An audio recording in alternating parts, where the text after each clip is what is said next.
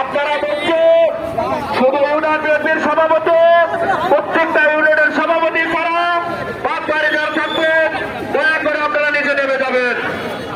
সংগ্রামের সাথে বন্ধুগণ,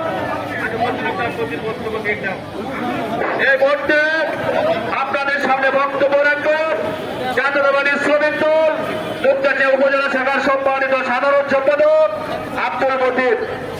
ধন্যবাদ সত্যিও বড় ভাই উপজেলা বিএনপির সাংগঠনিক সম্পাদক মেসকাতুর রহমান ভাইকে। বাংলাদেশ জাতীয়তাবাদী দল বিএনপি মুক্তাগাছা উপজেলা উন্নয়ন শাখা আয়োজক মুক্তাগাছা উপজেলা বিএনপির সংগ্রামী সভাপতি জনাব কে মনিরুল ইসলাম খান স্বপন ভাই প্রধান অতিথি হিসেবে উপস্থিত আছেন।